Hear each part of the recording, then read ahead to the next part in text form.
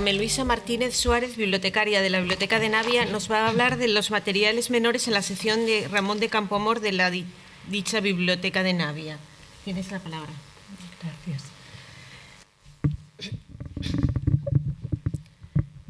Durante la fase de reorganización de la Biblioteca Pública Carlos Peláez de Navia, iniciada en enero de 1990, se creó la hoy llamada sección Ramón de Campoamor, con un punto de partida muy modesto en cuanto a cantidad, pues contaba solo con 2 volúmenes, pero valioso y prometedor en cuanto a las directrices que esta ambición implicaba.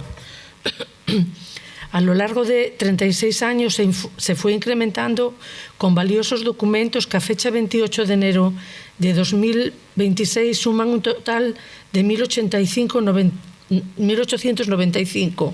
Son todos no prestables sino expurgables.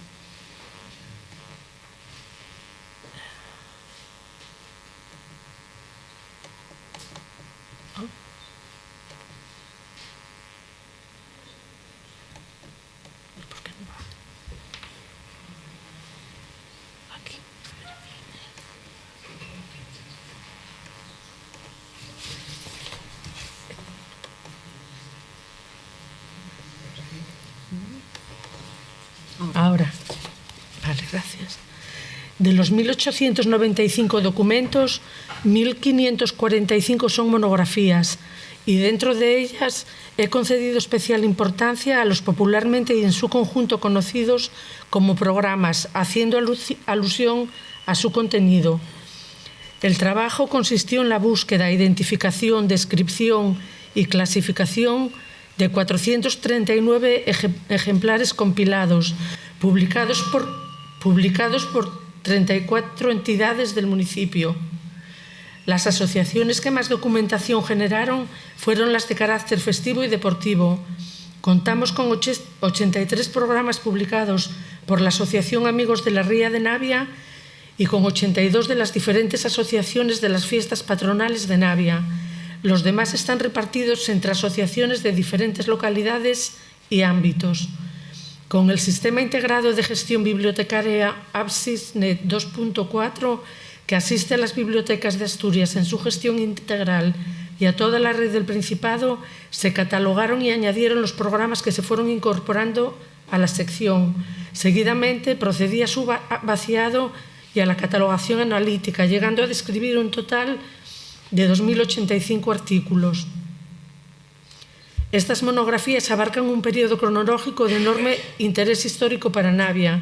El programa más antiguo que conservamos es de 1932 y los últimos incluidos son los que se publicaron en 2025.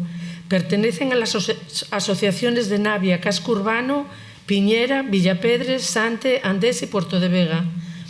En la descripción de estos documentos es de gran interés el área de descripción física. A través de ella se observa cómo los documentos, en un principio tipográficamente pobres, fueron evolucionando y adquiriendo riqueza. El formato de estas publicaciones está en función de su modo de distribución y de la rapidez con la que deben difundir la información que contienen. De los 439 programas descritos, 136 ocupan una sola hoja. Son folletos, 75 documentos. La mayoría de los documentos en estos dos formatos carecen de número de depósito legal y el esfuerzo por reunirlos fue enorme. 228 programas son libros. Su difusión es limitada y ha sido necesario darse de alta en algunas asociaciones para tener las publicaciones aseguradas. A la vez que se fueron enriqueciendo tipográficamente, también lo hicieron sustancialmente, y es en el programa de las fiestas patronales de Navia de 1935 en donde encontramos el primer artículo publicado. Es anónimo y se trata de un halago de la villa de Navia a modo de prólogo. A partir de él entramos en la segunda fase de este proyecto, descendiendo al nivel bibliográfico analítico. Los 2.085 artículos son fácilmente localizables a través de sus índices alfabéticos de autores, títulos y materias. En los programas coleccionados en la Biblioteca de Navia, a fecha de hoy, el autor que más artículos de creación literaria publicó es Luis Romay García Arias, con 78 títulos entre sus poemas y sus escritos en prosa poética. En cuanto a la narrativa, el más prolífico fue Luis Junceda, con 36 relatos, de los que muchos están inspirados en personajes naviegos populares, como genio y figura, tipos de la barca. El autor que publicó más artículos con encabezamientos de materia locales fue Jesús Martínez Fernández, con 44 títulos. Le sigue Carmen Fernández Ochoa, con 29. El primero los dedica preferentemente a estudios históricos y biográficos, como Pequeña historia de un sitio pequeño, o El viejo Pancho, historia de una nostalgia sempiterna. Carmen Ochoa escribe sobre biografías e historia de Navia en artículos como Un reloj de torre para la villa de Navia, anécdota histórica, y como no podría ser de otro modo, dedica varios artículos a la arqueología. Es el caso de los castros asturromanos de la cuenca del Navia, testigos del pasado. No parecen que sean muchos los artículos publicados por estos 4 autores, entre los 2.085 totales, pero sí lo son si tenemos en cuenta que participan 398 autores y dominan los poemas. En el contenido de los artículos está el verdadero origen de esta iniciativa. En la biblioteca es grande la demanda de determinados temas locales que solo están contenidos en los programas. La materia que prima en la mayor parte de ellos está relacionada con el deporte, concretamente con la natación, sus campeonatos, competiciones y la brillante trayectoria de la Asociación Amigos de la Ría de Navia. La gran mayoría están redactados por Juan Ignacio Martínez Fernández Villamil. Al estar muchos de estos programas publicados por las asociaciones de las fiestas patronales, son numerosos los artículos relacionados con la Virgen de la Barca, referidos a su culto, iconografía, himnos, mitos y leyendas. Entre los personajes, Ramón de Campoamor es el que generó la mayor parte de los artículos. Se refieren a su biografía, crítica e interpretación, correspondencia, homenajes, monumentos, aniversarios y centenarios. Es seguido por Rafael Fernández Calzada, de quien se publicaron numerosos artículos sobre su vida, su actividad política, crítica e interpretación, aniversarios y centenarios. Los más interesantes están escritos por Rafael Anes Álvarez de Castrillón. En cuanto al índice de materias, hice una adaptación de la lista de encabezamientos de materia para las bibliotecas públicas con entradas de materias locales específicas. Al lado de los nombres de personajes, hijos ilustres y naviegos que han destacado por algún motivo, incluí como materias los nombres de aquellas personas a las que se dedica un artículo y cuya personalidad se expresa, aunque sea superficialmente. Son personajes populares y es muy frecuente que con motivo de sus fallecimientos aparezcan obituarios con carácter cargadamente amistoso y afectivo. Detrás de estos nombres hay vidas y experiencias muy interesantes y documentarlos me pareció valioso. He dado calidad de materia a algunos actos y eventos de gran relevancia, como la tradicional gira al cubo, romería naviega con 118 años de tradición o la fogueira de Amancio. Aunque en un principio me pareció detallar en exceso, me decidí a hacerlo al observar que eran objeto de consultas con motivos de efemérides, aniversarios y centenarios. Puede hacerse un repaso de personajes que nos muestran la importancia en la sociedad naviega de profesionales muy queridos y recordados, como la sucesión de carteros, zapateros, párrocos, médicos, músicos. Siempre los recordaremos con cariño por su personalidad, sus anécdotas y su contribución a la convivencia vecinal. También queda constancia de profesiones desaparecidas en el municipio, como las de gancheros, areneros o piñeiros. Figuran como subencabezamientos del topónimo Navia los nombres de calles y barrios, dada la abundancia de referencias a ellos. Algunos generaron suficiente documentación debido a efemérides, polémicas y campañas, y me pareció interesante destacarlo. Por interés particular y como información práctica, elaboré un curioso índice de referencias de nombres de persona que nos envía desde el nombre familiar o popular del personaje al punto de acceso adoptado, que son sus apellidos y su nombre de pila. Las entradas generalmente son un diminutivo, un apellido, un gentilicio o un apodo. Son inherentes a la vida de un pueblo y reflejan el ambiente de familiaridad y confianza entre los vecinos. Entre los materiales menores de la sección Ramón de Campoamor también es destacable la recopilación de recortes publicados en la prensa regional. Fue una minuciosa labor diaria de compilación que se ha realizado de una forma exhaustiva y ordenada desde noviembre de 1989 hasta el año 2000, cuando se fue generalizando la búsqueda de noticias en la prensa a través de Internet.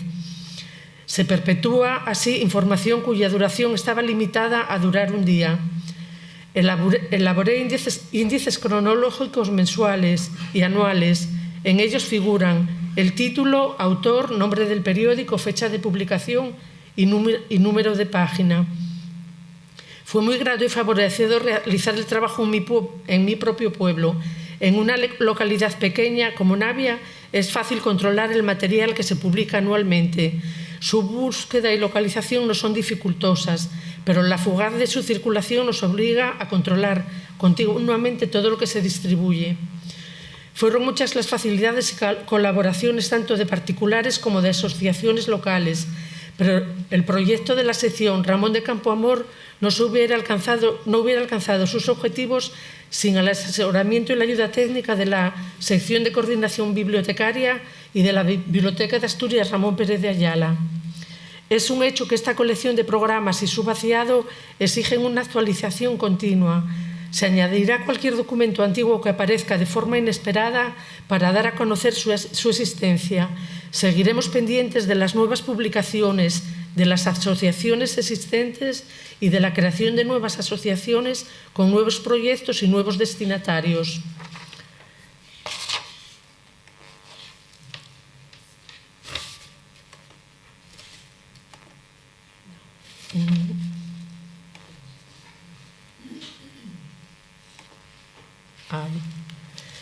El 12 de febrero de 1901 falleció Ramón de Campoamor en Madrid, siendo inhumado en la Sacramental de San Justo. Al cumplirse este año el 125 aniversario de su fallecimiento, cierro esta comunicación con la esquela auténtica que el pueblo de Navia le dedicó, convocando a los vecinos a una misa en su honor el día 4 de mayo a las 10 de la mañana. Campoamor no ha podido cumplir uno de sus mayores deseos, que expresó con nostalgia en sus monólogos: ¿quién pudiera morir donde ha nacido?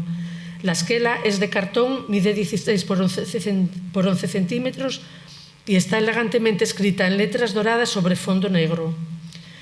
Finalizo con unas palabras de Darío Martínez Montesinos en 2017, que dicen: como se suele decir, no hay nada más universal que lo local. Por esta razón no debemos perder la oportunidad de aprovechar todo nuestro patrimonio local, tanto cultural como social, y exigir a nuestros representantes que aspiren a lo universal.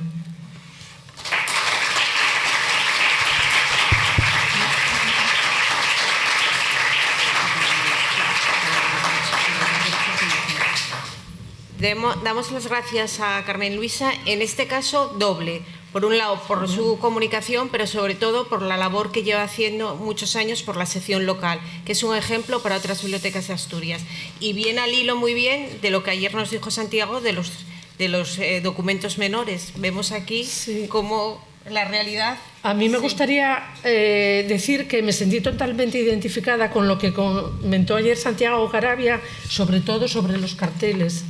Porque en la tabla que expuse de documentos no aparecen y los tenemos desde 1989 más algunos antiguos, los tenemos agrupados a nuestra manera por grupo emisor y por fecha, pero no están descritos y por tanto está muy bien tenerlos así para un coleccionista, pero no para una biblioteca. Con tiempo y suficiente personal, pues se haría el esfuerzo de incorporarlos en la red, pero de momento es que es imposible. Los tenemos, pero muchos en el ordenador y muchos ya, todos los que tenemos en papel están sin catalogar por falta de personal y tiempo. Si queréis alguien preguntar, es el momento.